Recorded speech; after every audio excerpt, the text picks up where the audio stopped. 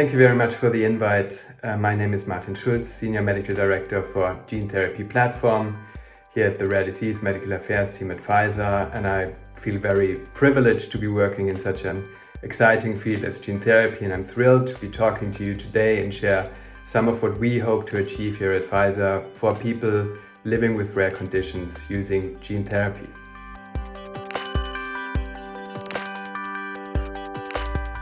Gene therapy is a promising approach for people living with rare diseases because many rare conditions are genetic in origin and could become potential targets for gene therapy. So let me expand a bit on this. There are approximately 400 million people living with a rare disease worldwide. And of the known 7,000 rare diseases, 80% are genetic in origin.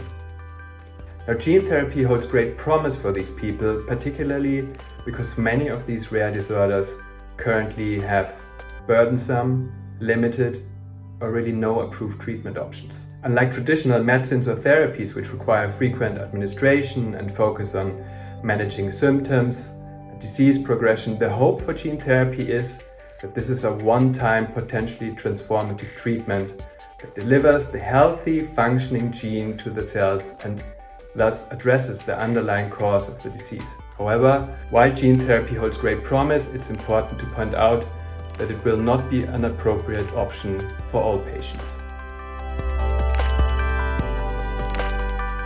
With the potential to offer long-term transformative benefits, gene therapies are expected to provide greater value and benefit to patients than existing treatment options.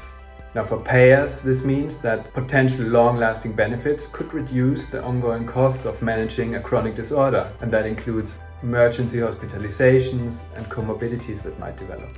For patients and caregivers, most importantly, this represents the potential to transform lives, to avoid years and potentially a lifetime of burden associated with chronic disease management and living with a severely debilitating or even life-threatening condition. So the hope is that, for example, in the case of people living with severe hemophilia A or B, the need for regular IV infusions of the missing clotting factor could be eliminated or significantly reduced.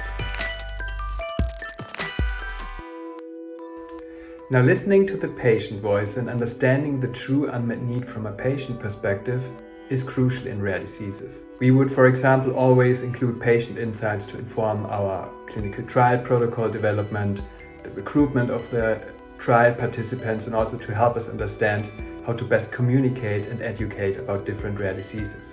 Now, let me give you one concrete example where patient insights have really shaped aspects of our clinical trial program, and this is around muscle biopsies in studies for neuromuscular disorders. So muscle biopsies are important to evaluate the status of the muscle over time, and so muscle biopsies are a very typical procedure in neuromuscular trials. However, we learned from patients of challenges in some studies where frequent muscle biopsies were taken, and these patient insights led us to change parts of the informed consent, the clinical trial protocol to address this issue and ensure that we reduce the burden of biopsies as much as possible. The recent advances in the field of gene therapy have been substantial, and I believe we are on the cusp of a new era of medicine. However, while we see a bright future for these novel therapies, there are regulatory and policy challenges that need to be addressed so that gene therapy can develop its full potential and hopefully transform patients' lives. There are many examples, but I would like to focus on three that I believe are particularly important, and these are the regulations of genetically modified organisms, GMOs, real-world data, and cross-border access for patients.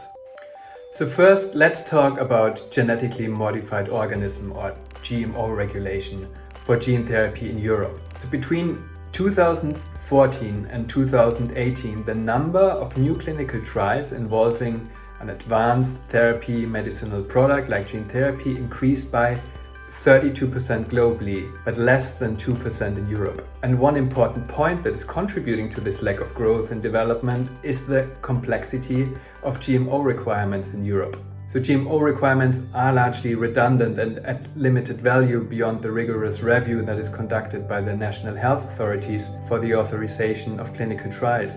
And I think this point is evident in the recent decision to grant a temporary exemption from these regulations for the development of vaccines during the COVID-19 pandemic. So this might be a good time for the European Commission to reconsider the scope of the GMO legislation and thereby make European countries more accessible for gene therapy clinical trials.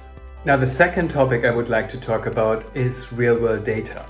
So randomized, controlled clinical trials are considered the gold standard to generate robust evidence that then can be used to assess a drug's safety and efficacy. But these can be a lot more difficult to conduct in the case of gene therapy as a potential one-time treatment in rare diseases. And this is where real-world data gives us an opportunity to A, complement data from pivotal clinical trials, and then B, to address current limitations that we have around the availability of long-term data after gene therapy. So in partnership with regulators, payers, and other stakeholders, we want to work together to find ways to appropriately use real-world data in order to track long-term efficacy and safety of gene therapies. And finally, cross-border access for patients. Now, in disease areas that may be very rare and have very small patient numbers, some gene therapies may only be available in a limited number of countries that have the critical expertise in administration.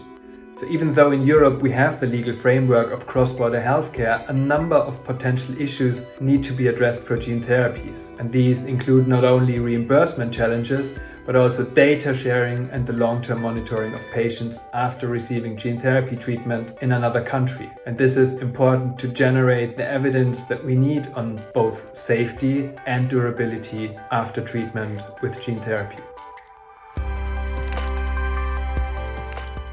In my opinion, gene therapy is an incredibly exciting opportunity for us as a society and for people living with a rare disorder in particular. And it's my hope that all stakeholders will work together to ensure that the eligible patients will have access to these therapies and also the appropriate follow-up without undue burden to patients or their caregivers.